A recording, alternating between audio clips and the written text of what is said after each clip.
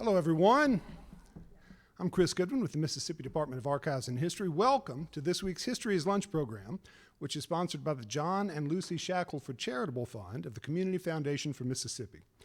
We're in our home, the Craig H. Nielsen Auditorium in the Museum of Mississippi History and Mississippi Civil Rights Museum, and we're streaming live on both Facebook and YouTube, where those videos are available to watch anytime afterwards. If you've not already silenced your phone, please do that now. There is lots going on this weekend. Beginning at 9 a.m., there will be an heirloom plant sale at the Eudora Welty House and Garden this Saturday, April 1st. They'll be offering plants divided from the Welty Garden, plus hard-to-find varieties written about by Welty. Urban Foxes will be on site selling coffee and snacks, and that will run until 1 p.m. or until the plants run out, whichever comes first. An exhibit developed by the Till family, Emmett Till and Mamie Till Mobley Institute, Emmett Till Interpretive Center, and the Children's Museum of Indianapolis will open upstairs here on Saturday, April 1st. The Emmett Till and Mamie Till Mobley exhibit, Let the World See, will run through May 14th. Admission to the exhibit is included with your tickets to these museums. Join us for our Civil War genealogy workshop at 10 a.m. this Saturday, April 1st, in the Winter Building. Jeff Gambrone will show how to work with census records, military records, and more. The program is free, but space is limited. You can register on the department's website. Finally, the documentary Look Away, Look Away will be shown here in the auditorium at 2 p.m. on Sunday, April 2nd. The film covers the intense debate that erupted in 2015 over the Mississippi State flag. The filmmaker Patrick O'Connor and people featured in the documentary will be part of a panel discussion following that screening. So I hope we'll see you back here for that this Sunday afternoon. And I hope you'll come back next Wednesday for History's Lunch when Annette Trefzer will discuss her book, Exposing Mississippi, Eudora Welty's Photographic Reflections. Today, I'm delighted to welcome Jackson native Susan Annah Currie to discuss her memoir, The Preventorium, which was recently published by the University Press of Mississippi. Susan Annah Currie earned her B.A. in English from Belhaven College and attended graduate school for English literature at the University of Mississippi. She earned her MLS from the University of Buffalo and spent nearly 30 years as an academic librarian at Cornell University and SUNY Binghamton University Libraries. In 2009, Currie was chosen to be the director of the historic Tompkins County Public Library in Ithaca, New York, and she was elected to the Tompkins County Legislature in 2023. Help me welcome Susan Annah Currie.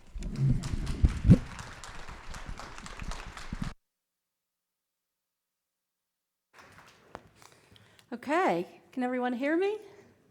Thank you so much for that wonderful introduction. I just want to say how honored I am to be here. I watched this series, it's incredible, and this is a beautiful museum, so I really appreciate it. As a child growing up in Jackson, my mother took my brother and me, my brother Ned, who's here today, to every museum in the state, and we went to the old Capitol building all the time. And we used to love to go to the archives building and peer through the doors. I also want to thank Chris Goodwin for his assistance. He's been so kind, and everyone here have been just lovely. I spent a lot of time in writing this memoir, going through documents, indexes, microfilm, and fiche in the archives, and I especially appreciate and thank the reference librarians and the staff who conducted research for me about the Mississippi Preventorium. This is a good opportunity to thank the University Press, who have been amazing. I'm a librarian. I did work as a librarian at Cornell University, which has a pretty significant university press, and when I talked to good friends who were professors in the Cornell English department, several of them said, oh, the University Press of Mississippi is one of the best academic presses. Yay! So I really appreciate everything that they've done to help me with this. And I will just tell you a story because I have notes because I'm very extroverted and I love to talk, and then I go down rabbit holes. So I was once talking, and I have asked someone to give me the signal if I'm going down a rabbit hole. So if you see my friend David Clark here doing this, it means I'm going down a rabbit hole. So I'll get back on topic. So as you can see, this is I have to advance it, don't I? Yes. So this is the cover of my memoir about the Preventorium, and next to it is the actual photo that my mother took. This was on a visiting Sunday, as they were called. I loved going through my mother's purse as a child, and I especially loved this photo of a 1950s vintage purse. So this memoir is specifically about my time at the Preventorium. I was there from May 1959 through August 1960. This is my personal experience. The Mississippi Preventorium existed from 1929 until roughly 1976, with more than 3,000 children as patients during its existence. Every child had a unique and personal experience. I have had many patients of the Preventorium get in touch with me. They sent me all their stories, some of which I used. Some people got in touch with me and said, that wasn't my experience. I had no bad experiences. I kept in touch with everyone. And that's wonderful, that's great. Mississippi was one of the few Preventoriums that had children from all socioeconomic levels. So one of the things that we've all observed is that the higher up you were in the socioeconomic level, the better attention you got than if you were a sharecropper's son, for example. So each child did have a unique and personal experience. You know, as I said, some had a wonderful experience and some not so wonderful. But while we all had widely varying experiences there, we have a special shared history of this almost forgotten chapter in medical treatments. Oh, figure out how to manipulate my paper and my slides. So let me just ask you for a show of hands. How many of you have heard of a Preventorium before today? Raise your hand. That's pretty good. I find that when I talk about my experience, most people are unsure of what word I am using. The word comes from prevent. They were designed to prevent children from catching tuberculosis. Preventoriums are closely linked to the tuberculosis epidemic of the early half of the 20th century, and they are a direct outgrowth of TB hospitals, but they're often confused with TB sanatoriums. Often when I talk about the Preventorium, people tend to think that I was a patient in a sanatorium, a TB hospital. They're completely separate. Children who were sent to Preventoriums were usually, their diagnosis was failure to thrive. They were sent to the Preventorium in the hopes of preventing TB. And I will say that no child who was at the Mississippi Preventorium ever had tuberculosis, and few, if any, others. Most children, like me, were there due to poor health.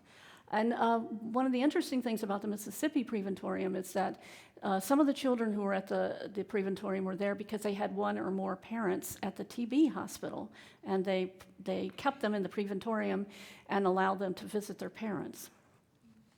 So Preventorium hospitals, as I said, emerged during the tuberculosis era.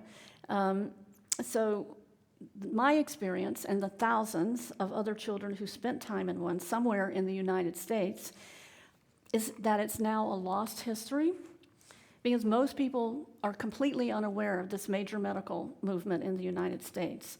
So this book pictured here, Saving Sickly Children, is the only in-depth history of Preventorium hospitals in the United States.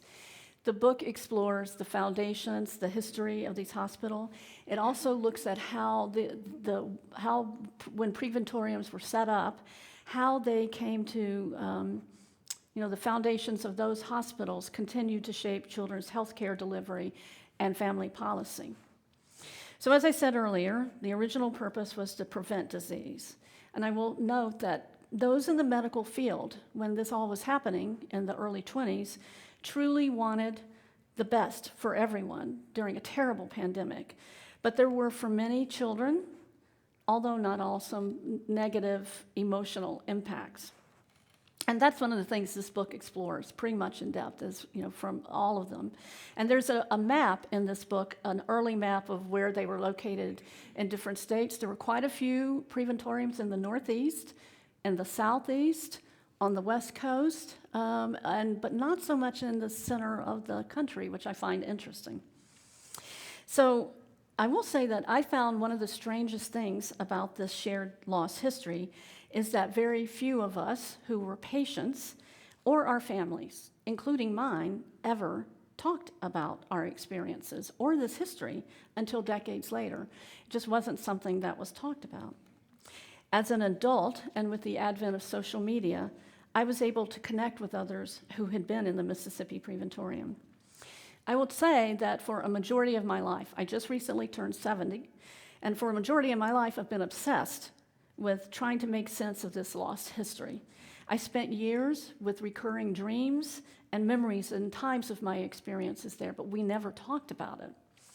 So this photo of children being weighed is from the Mississippi Preventorium. It is from the 1960s. Okay.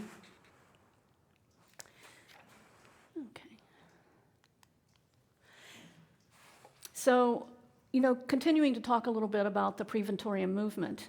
As I said, they were ubiquitous across the United States, and they were international. They were quite prevalent in France and Switzerland.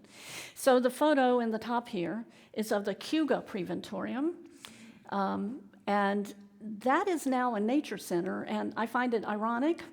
It's less than 10 miles from where I live in Ithaca, New York. Ithaca is a college town. It reminds me of Oxford. It's a little bigger. It's in the central part of New York. It's in the Finger Lakes area, so smack in the middle of the state, kind of down in the lower tier. And I tell you that because I've lived there for almost 45 years, but people always think I live in New York City, and Ithaca is this big. It's tiny. So what are the chances of my moving to a place where 10 miles away there was a Preventorium? So this picture of the Cuga Nature Preventorium shows the children sunbathing. And I'll talk a little bit about the methods of the Preventorium in just a moment. So the treatment was focused on physical health. Children who were admitted to a Preventorium were between the ages of 4 and 11. That was very strict. And they used something called the fresh air method. And that is going about with as little clothing as possible, and you can see that in the top and the bottom. This bottom picture is of a Preventorium in France. Part of the fresh air method was to spend as much time as possible outside, following a strict routine, and I mean a strict routine, with every minute of the day accounted for. Meals, education, outdoor playtime, naps. Also going barefoot all year round. In the winter, you got a pair of sneakers. There were variations, of course, depending on the location of each Preventorium, but in general, the same precepts were followed at each one. And you can go onto Google and do a search for Preventoriums. You can find a lot of pictures of Preventoriums. Mostly, you're going to find the old empty, abandoned Preventorium hospitals around the world, but you can find some images with children. And it wasn't copyrighted. I mean, I think I couldn't use it in my presentation because of copyright, but I found a fascinating picture of children at a Denver Preventorium in the middle of winter, and they were outside, and they had on those little bloomers, those little white bloomers that you see in my pictures, but they also had on hats, woolen hats, they had on mittens, heavy socks and boots with bloomers, and nothing else, and they were outside building a snowman. I thought that was kind of an interesting one, and that was kind of an extreme of the fresh air method. This is an aerial view of the Mississippi Preventorium. Mississippi Preventorium the building is still there, it's intact. It was founded by Dr. Henry Boswell. He himself had tuberculosis as a young man in Texas before he became a doctor, and moved to Mississippi and became the director, established the TB hospital in Mississippi, in McGee. And he was a dedicated doctor. He truly wanted better health for everyone in Mississippi State. He dedicated his life to health issues and treatment. And you may know, if you've heard of the Boswell Regional Center in McGee, Mississippi, that was named for Dr. Boswell. I had the honor of meeting Dr. Boswell's granddaughters this past summer after I spoke at the Mississippi Book Festival, and I loved the story they told me. They told me that he went to the Mississippi legislature. He wanted to raise $1 million to build another tuberculosis hospital. Specifically, he wanted to build a black hospital, Mississippi it was running rampant, and he felt like there needed to be something done. And of course, these were in the days when everything was very segregated. He wanted that $1 million for that hospital, and so when he went to the legislature to ask for the funding, he gave them 2 letters. One was the official request for the funding, and the other was a sealed envelope with his letter of resignation if they didn't fund it. Needless to say, the funding was given. They didn't want to lose him because Mississippi at that point had the highest mortality rate from tuberculosis in the country. So the hospital was built. I like to note something that I found that's accidental about this building, but I find fascinating. This building itself is in the shape of the Cross of Lorraine, the double cross with the top being shorter and the bottom being longer. So that double cross, which we all recognize today as the symbol of the, I think it's the American Lung Association, that was the international symbol chosen worldwide for the fight against tuberculosis, and it was adopted by the American Tuberculosis Association, which later became the American Lung Association. So I love that it's accidentally in that shape. It works very well. And the other Cross of Lorraine, as you can see over there, that's a picture I took in 2018 when I went back to the Preventorium to visit and to do some research. And that is embedded in the front porch of the Preventorium building itself, and it's still there. This is a picture of what the Preventorium looked like when I entered in 1959. And you can imagine getting out of a car and looking up at this building I was just turned 6 years old, and you can imagine how intimidating this was. And one of the things I did do when I went up those stairs is try to see if I could reach my arms around those columns. It looks fresh and kind of elegant. It is still used today. The building itself does not look nearly as good as this. The columns, I'm sorry to say, have some chipping and fraying of everything, but it is still standing, and it is used as part of the Boswell Regional Center. Well, these are pictures of me. So I arrived at the Preventorium in McGee, Mississippi, just 2 months after turning 6 years and 2 years after the sudden death of my father.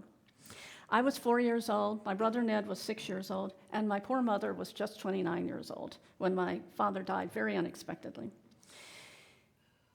I spent most of my 5th year of life in and out of hospitals with bronchitis, pneumonia, and asthma. And by the time I arrived at the Preventorium, I was severely underweight for my age. I was 6, but I looked like a 4-year-old, and I was in very fragile health. My father's death had a profound and lasting impact on me, my mother, and my brother. And we found ourselves unmoored after his death. But there was more disruption as I was sent away, which was another fracture in the family. I was a patient at the Preventorium for 15 months, almost a year and a half. And during that time, I could see my widowed mother twice a month for 2 hours. So every other Sunday for 2 hours on visiting Sundays. I did not see my brother Ned for the entire time that I was there. So this series of photos are from my probably this one is one of the first ones taken of me, the middle one, a few months later, and then, as you see, I do look a little better, but I think I look confused and sort of disoriented. That's certainly my memory. So the Preventorium, what did I do with here it is. So I'll talk about the photo in a minute. As I said earlier, the world of the Preventorium was a restricted and regimented world of rigid, exacting daily routines, and it erased the individuality of the patients. So we all had exactly the same haircut, we wore exactly the same outfit every day, and we followed a specific hour-by-hour schedule, all in the name of improved health. But we were deprived of much of the normal childhood developmental experiences, and no attention was paid to our emotional health or well-being. So I talked a lot with my brother while I was writing this book about the Preventorium, and we wondered why we never spoke of it. Things just weren't talked about then. But I will say I loved his metaphor for how children's emotional health was considered in those days, the late 50s, early 60s. So I grew up in Jackson, Mississippi, and I remember a good Sunday dinner right, with fried chicken. Big platter of fried chicken being passed around. Looking forward to some of that while I'm here, some good Southern cooking. So when he and I were little, and at the dinner table, passing around the fried chicken, children were expected to take the lesser pieces of chicken. The back, a wing, if you got lucky, you got a chicken leg. Children's emotional needs were not considered at that point. It's not that they were not important, but at that time in medical history, it just wasn't something that was in the foreground. And although there was certainly a good amount of cruelty as far as the general Preventorium movement is concerned, I don't believe there was any intention of cruelty or uncaring, but as we know, sometimes in institutions, the environment is ripe for bad behavior. And in the book that I showed you earlier, Saving Sickly Children, there's quite a bit of coverage of treatment of children and the emotional neglect. In fact, I've connected with a lot of former patients who are at the Mississippi Preventorium, and what I can see is sort of an arc of the development of psychological treatment for children across the country. In the early years, from the 1930s to the 1940s, and this is just my informal assessment, not a doctor, from the 30s and 40s until the closures in the 70s.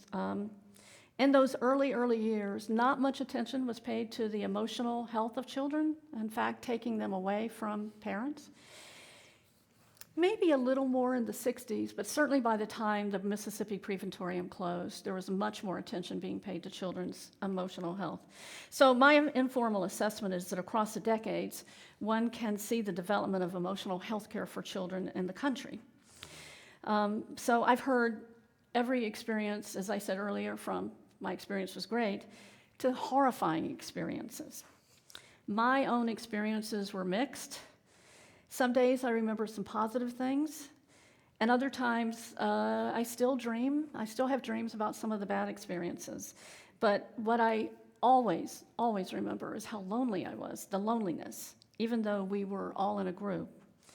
I was always aware of being separated and considered something different. You know, once you went to the Preventorium, you were marked as something else, something different. You had this weird experience. So I love this photo. This is from the Jackson Clarion Ledger, and I blacked out any of the names there, or covered them over.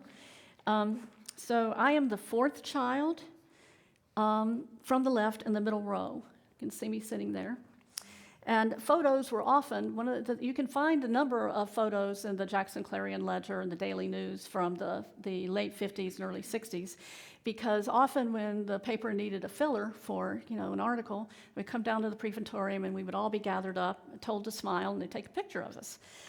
So it's kind of shocking to some of us as patients, to come across a random photo. I mean, I was doing research and I saw this, I looked, and I thought, well, there I am. That's a strange feeling. Yeah. So here's some pictures of me in the later months and with some friends. So clearly I've been there long enough to become more accommodated. The photo of me holding a doll with a friend standing behind me is the one close friend that I had. I never knew her last name. I've never been able to find her, get in touch with her. I did not use her real name in the memoir because I don't know if she's still living. Some patients do remember friends' names, but not many. And I'll just say that as I got in touch with people through social media, one of the things that was interesting to me is that people would, when there's a Facebook page, and I'll talk about that, but when we began to share our photos, everyone asked the same questions. Do you remember me? Do you know this other little girl? What was her name? Do you know this little boy? Does anybody remember this person? And what was interesting to me is that we shared all these photos. It was a way of validating our experience. Like, yes, we were there. We remember this collectively because, like me, there was no discussion of it. And as patients, we never knew when we might leave the Preventorium. We never knew. All of us had the same experience of having a friend called off the playground, never to be seen again. No attention was paid to that loss. As I wrote this book in this area especially, I marvel at the resiliency of children because we developed friendships and connections, but unfortunately those connections were not given attention or support. So I want to just say a quick word about the doll that I'm holding. It was a special gift from our babysitter that stayed with my brother and me while my mother had to go to work after my father died. She was never allowed to visit me because she was black. She was part of our family. We loved her. She became gravely ill while I was at the Preventorium, and she bought the doll for my mother to give me so that I would remember her. Normally, we didn't get to keep gifts that were given to us there. They had a set of gift toys that we played with. My mother insisted that I be allowed to keep this doll so that I could remember Mary, who took care of us. I didn't see her again. So the day, I left for the Preventorium. She died while I was there, sadly. So I get a little choked up about that still. As isolated from the world as we were, we did manage to create a sense of community while coping with a deep sense of abandonment and loneliness. And even though through the rigidity of the routine, our haircuts and the bloomers, we were robbed of our uniqueness. But ultimately, it was each child's uniqueness that helped us survive alone and together. And then when I say 15 months may not seem very long in the length of a lifetime span, but a handful of pivotal moments in childhood, as we know, can shape a life. So I think that these photos of the last 2 months of my being at the Preventorium show how accommodated I had become. And actually the one where, the far one over there, I look pretty smug, like I'm kind of in control, and like I'm cool and I know what's going on. And I had become completely accustomed. It was the only way of life that I knew.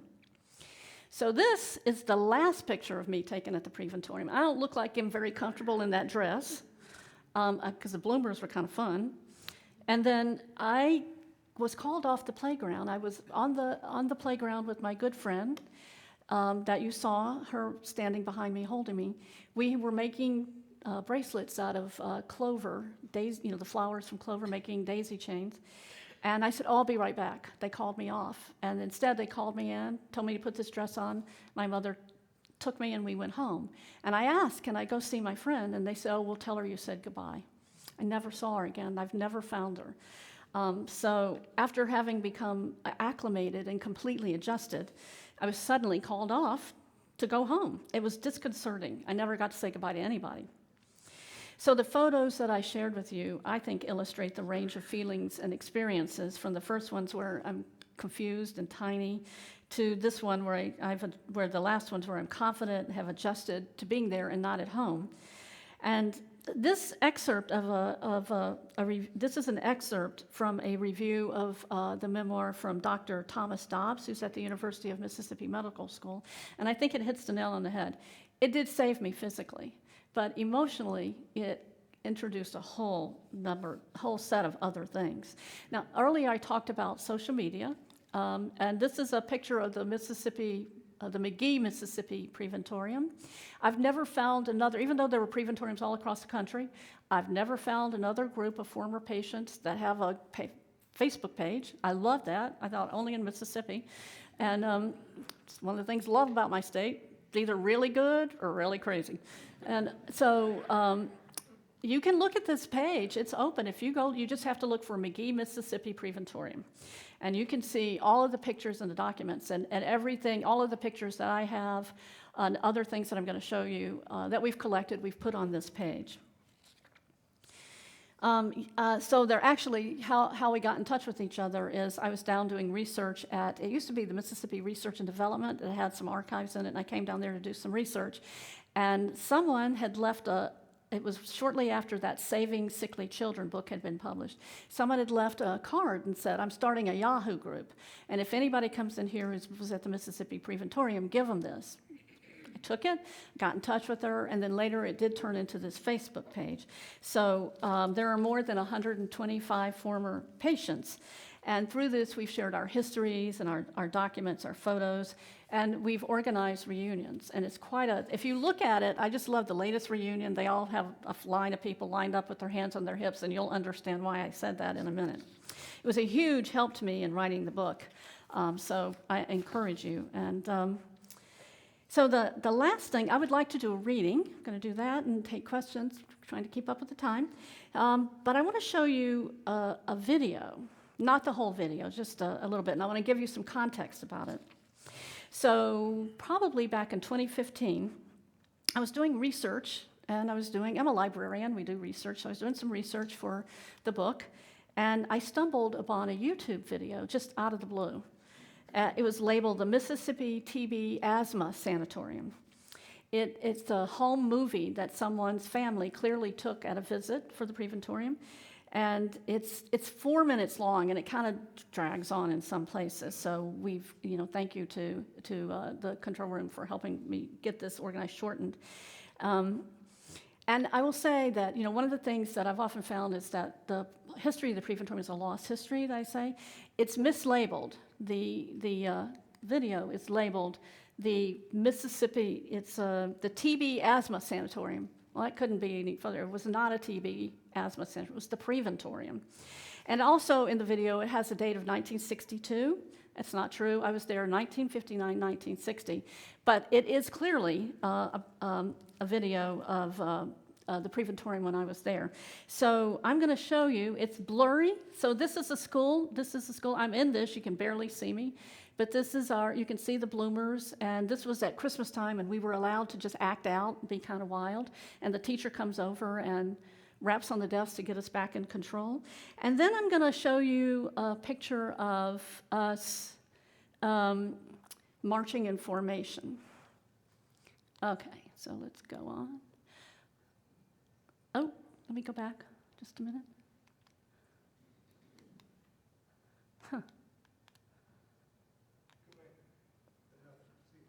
Another one? Okay, so here it is. Okay. So as you can see, we're all marching single file. We had to keep our hands on our hips at all times. And I recognize all these children, every single one of them. And I am the very last little girl in line here. And I'm carrying a box, smiling at the camera, and you'll see it. You'll see me come by. It's a little blurry. It looks so strange to see this. And as I said, I recognize the little girl who's walking like the queen. And you can tell they're all the ages. So it was winter, and in winter, that's me, right there, no one. And I'm going to hit it again because I discovered also in this video, you'll see a woman walk across in a red dress in a minute. And this was a shock. That, right there, that was my mother. That was my mother. So strange to see my mother at age 29. And she's not smiling. So it's a strange video. If you watch the whole thing, you can see the family coming up to the entrance of the Preventorium, and you can see the front of it. And I do a lot of description of a lot of the interior of the building itself. And I would like to do a reading, and then after that, let's see, we're 12:35, take a few questions. So I have about 7 minutes worth of reading. Okay.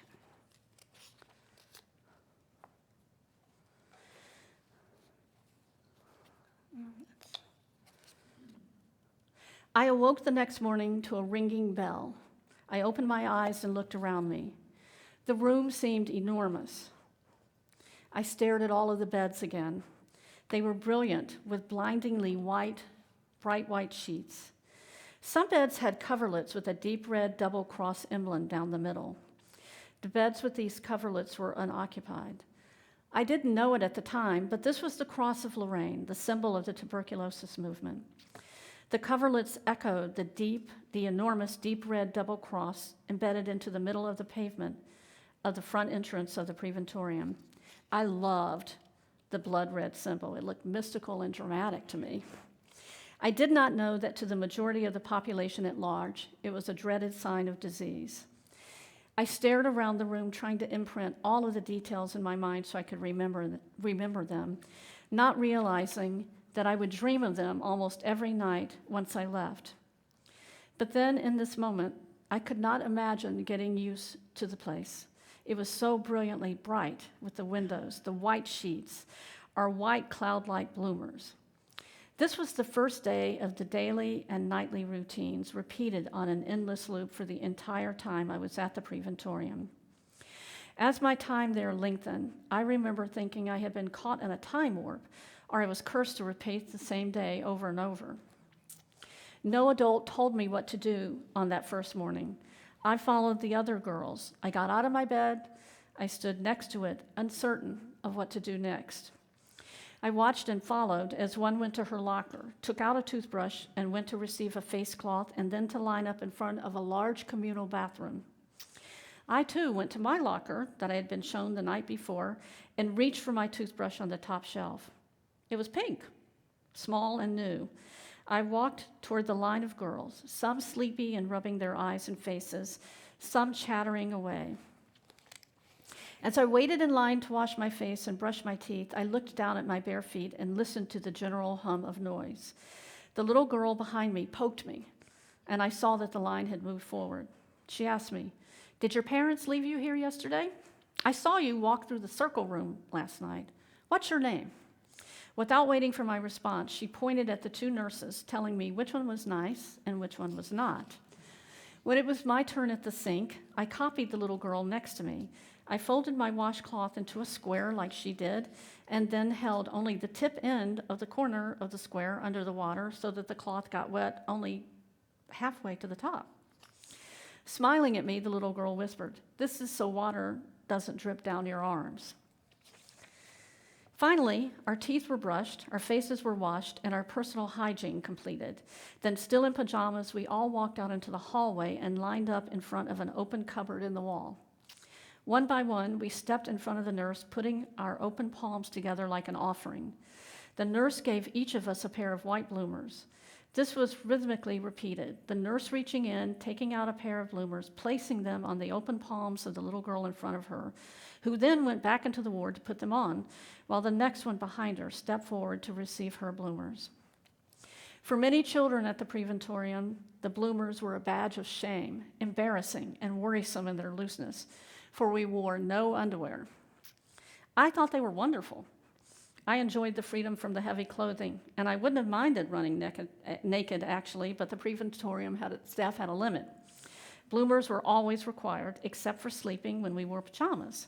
In the cooler weather, we had white cotton sleeveless V-neck shirts, and in fall and winter, we had three-quarter length sleeve sweater to wear outside, along with sneakers and socks. Most of the time, we just wore the bloomers. Thankfully, I never saw anyone try to pull down another child's bloomers as a joke. We were all in the same situation, and shame was more likely to come from an adult than another child. The daily routine is burned into my brain. Morning after morning, we removed our pajamas, folded and placed them in our lockers, and then unashamedly pulled on our bloomers and gathered in the hallway. We were all little clones with the same haircut and those white bloomers. That first day, I loved the newness of the bloomers and the ease in getting dressed. I loved fashion and clothes, but this was so new. It was liberating to feel so bare and so close to complete nakedness. As over time, as visitors came to see us, their clothes and shoes looked strange and restrictive to me. After dressing, it was time to go to breakfast in the dining room. "Okay, girls, line up, single file, please, with your hands at your waists, and follow me." We followed her instructions. "Put your hands on your waist," said the still nameless little girl who had accompanied me for the morning routine. "We always have to do that," and she smiled and demonstrated by putting her hands on her waist. "Okay, like this?" I placed my hands on my waist, making sure my elbows stuck out on either side, and she nodded yes. This was our method of going from one place to the next, and always in single file with hands on hips to keep us from getting into trouble. We rebelled by turning our hands with our fingers pointing backwards instead of forward. And we would glance behind us at friends and smile significantly to indicate we were not following instructions. One of the strongest memories I have is the countless waking hours of walking in single file. This was so strange to me at first, lining up silent with my hands on my hips, trying not to turn around to see what was happening behind me. I had the sensation of being in an alternate universe. We were a group of many, but each of us was so alone. But none of us were the same. We were all strangers to each other, taken from home for reasons we did not understand, with few opportunities to truly make friends. Simply our being roughly the same age and in the same situation does not automatically make for friendship. So I will stop there and say that I did find, in doing research, I came to understand why I have many habits that I have. And I often find when I'm out walking my dog and she's walking by me, and I'm going up a hill, I put my hands on my hips, and I'm walking. And I have friends who say, why are you doing that? That's not an efficient way to walk. And I used to say, I don't know, it just feels comfortable. Well, after I did research, I'm like, Preventorium. So anyway, I see that it's about 1:15, so I'm going to stop here and thank you so much. I also just want to thank Patty Carr-Black for being here, who I believe it's okay for me to say you were a patient at the Preventorium, and known for all her artwork, so I'm honored that you're here. I don't know if anyone has questions for me. I'm glad there are questions. Wait, I think he has a microphone. We have a microphone. Chris will bring a microphone to you. Thank you very much. I've always heard about the Preventorium. Were you unable to find any patient registers? Yeah, no, I was not, and that's one of the things I talk about. Actually, the great thing about that Facebook page is people did research, and there's a form you can fill out to send to the Mississippi Department of Health to get your records. And some people were able to get their records, but the only thing on it was the weight they were when they entered and the weight they left. They could not find any records for me of any sort. And that often happens. There are just no records. It's part of that lost medical history. I figure maybe they were with my childhood doctor, and those records are probably long gone. When I was a small child, my mother was always threatening to ship me off to the Preventorium if I did not eat my food. I wonder if there are other examples of children who were admitted to the Preventorium but simply were rebellious about food. Oh my goodness, there was a lot of rebellion around food. That was a big part of the Preventorium. Is, part of that routine was eating a lot. So they had really healthy meals. And the one thing I will say, I think, maybe rebelled against it, the Mississippi Preventorium felt that they should teach children some table manners and ability to talk. So you sat at a very finely appointed table. But you had to eat everything on your plate. And if you didn't like the food, sometimes you had to sit there at that table and finish your food, even if it took hours. And I certainly was one. And the milk. And I write about that too. But there was a lot of rebellion around the food, even though it was good fattening food. It was good Southern food, So, but the one thing I would just say is that I don't know if people still have cornbread and buttermilk. Yeah. So sometimes if you didn't eat your last meal, your supper, your punishment was to get a tall glass of cornbread and buttermilk. And of course, all the children loved that. So, yeah. Admission process, were these children referred by a physician or just sent by their families? No, the family, so I asked my mother about that. No, they were taken from families and put in the Preventorium by the family doctor or some other medical establishment. And my mother wrote to me a rather heartbreaking letter, which I have in the book, that she says that the doctor told her he would hold her hand and make her sign the paper to send me, because he made the decision to send me. So, and that is part of it. And actually, in the early part of the Preventorium movement in about 1940, there was a study done about the efficacy of taking children from home and putting them in institutions and how that helped them. And they found that it was not a good thing to take children from homes and put them into institutions. But by then, of course, it was an established business, so they didn't close. And the Mississippi was one of the longest lasting Preventoriums in the country. So there was no choice. Cynthia, hi. Thank you for writing your book. With the different ages, how did the handling of the schoolwork work with different ages? And I have a part 2 on that. Okay. Yeah, go ahead. Oh, sorry. I see that rabbit hole. I get excited. There were 2 classrooms, one for children who were in kindergarten and grades 1 and 2, and then the other grades were in a separate room. So I went to the first grade there. But my first grade, I already knew how to read. My father taught my brother and me how to read very early. So most of my first grade was spent, they gave me a big stack of books, and I just read But they prided themselves, they had a certified school, and I have a picture of my report card from the Preventorium in the book. Great. And what about Sunday school? On Sunday, it was it's an interesting thing. Mississippi is a fairly religious state. There was not a service, but we all were gathered into what was called the circle room, and we sang hymns and sometimes Bible verses. So it wasn't traditional church. Yeah. Thank you so much for your yes. sharing. And I'm so overcome. I don't know if I can get this out, but and I asked myself, why am I so got by what you're saying? And what I finally recalled was I was sent to summer camp when I was 8 years old, about 1,000 miles from home, literally, and for 6 weeks. And it was for my benefit. I'm sure my parents thought they were doing a terrific thing, and I do have a lot of good memories, but I also have that realization of separation and aloneness. Yes. And it makes me think of these, the American Indian children. Yes. A lot. I think, it's so hard to try to reconcile. I mean, I will tell you that I spent my life, every once in a while I would try to tell someone about the Preventorium. I would say, I was in the Preventorium, and I would describe it, and I would say, no place like that existed. I don't believe you. So I learned to stop talking about it. And so, I will say I saw some very bad behavior on the part of staff, and people got in touch with me and shared their stories. So, but I think the loneliness is what I remember, and and then of course when I went back to my home, it was very hard to adjust. And in talking with my brother, he tells me I was very disoriented, and that I had a hard time adjusting to normal. I certainly had a hard time wearing shoes.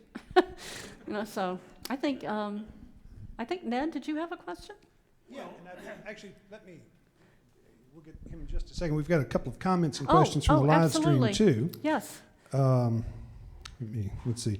Our friend Joe Reif, who wrote the Born of Conviction book, says, "This is fascinating. I'm a year younger than the author, and my family moved to Jackson in 1960. I had no idea the Preventorium existed. This is such an important story, and thanks to the author for writing it and to UPM for publishing it." And then we have another question from Bo Bowen. What do you remember about Dr. Boswell? I don't think I ever saw Dr. Boswell at all. Maybe he came to the Preventorium. I know he established it and he founded it, but his work, I think, was very focused on tuberculosis, which was still raging in Mississippi at that time. So he was very focused on getting a new hospital and that work. But there were doctors and nurses who were assigned to the Preventorium. So I did not meet him. But there's a wonderful, in the Mississippi Archives, interview with Dr. Boswell's widow. So, I encourage you to go to the archives and take a look at that. And thank you to the viewer online for your comments. Most people do not know about the Preventorium here or anywhere. You mentioned Dr. Boswell insisted on a facility to be built for African Americans. Yes. Do you know where that was? It was on the grounds of the Preventorium. I don't know. I went looking for it. That was news to me. I thought, I never knew about it until I started doing research. But there was an article in the paper, in the Jackson Clarion Ledger, about that they interviewed him, and he felt strongly that he was looking for African American doctors and nurses, and he was having a hard time. But it was during the very early stages of civil rights. I imagine it was hard for people to come to Mississippi then. There are studies that show the events of your life, 5 and 6, determine your personality for the rest of your life and your motivation for your behavior. I feel the emotion that Dr. Chernifer has expressed, but I did not have that experience. I was a healthy child, and I was a good child, so I wasn't even sent to the reformatory. but I feel your emotion. This is a personal question. Did you go to therapy? Do you feel that it helped you become more adjusted? Or have you worked through the trauma on your own? And I met your brother. He's a wonderful man. Oh, thank you. I'm very proud of him. Thank you. That means a lot to me, what you're saying, and I completely agree with you. I have often thought that, so I went when I was age 6, but from birth until age 4, we had a really happy family unit, mother, father, brothers, and we were a very happy family. I have not a lot of memories of my father, but they're incredibly vivid, and my mother, and I believe that early foundation helped me at the Preventorium. And I do remember, I did struggle at the Preventorium. I was terrified of the dark. I will say, I've never slept a full night since the Preventorium because I was terrified somebody would die in the night, and I usually have to get up and look outside and see if there's a light anywhere to make sure that I'm not the only one left on the, yes, I had a lot of issues. And I didn't go to therapy specifically for the Preventorium, but one of the things I realized is that early foundation, and my mother, I think watching my mother as a widow, 29 years old in 1957 when my father died, she never remarried. She was this amazing woman. She was, from a rural farm in southern Mississippi, and she was so strong, and she was such a great example. And I think that I learned resilience when I was at the Preventorium. I learned how to navigate the world. I learned how to talk to people. It had some beneficial effects, even though it certainly, I understand why I have certain, nightmares and bad memories. I did talk about the Preventorium to a friend who was a therapist who said, can I officially interview you because this is so interesting? So it's interesting that you say that. Probably would have helped me. But people just didn't do therapy, for children in the late 50s and early 60s, until later. Did you have a question, Ed? I don't know if you have ever talked about this publicly, but I recall our mom coming back from visiting with you on Sunday afternoon and all the way home going north on Highway 49. I think by the time we hit Weathersby, Mississippi, she was talking about a rebellion you led one night having to do with shoving beds all down. I think I would think I would call it maybe your finest moment. So I'll end with that. That is true. I wouldn't say I was rebellious, but I was creative. And, so the thing that was interesting to me is how there was just this sameness over and over and over, and nobody ever acted surprised. And I kept thinking, and I thought, is anyone ever, surprised when they're new? We all had to move a bed. So each time somebody came, you started at one bed, and then you moved over as each new girl came, and you worked your way around the room. And I thought, I wonder if we were to, in the middle of the night, move the beds, would people be surprised when they wake up the next morning in a different place? And so that friend of mine that you saw holding with her arms around me, I convinced her, she would do anything I told her. I convinced her that we had to stay awake one night, unlock the wheels of the beds, and move them into different places in the room so that we could see if people were surprised if the girls were surprised. And planned very carefully, and I studied. I had a whole plan. I looked at the wheels. I had a whole plan.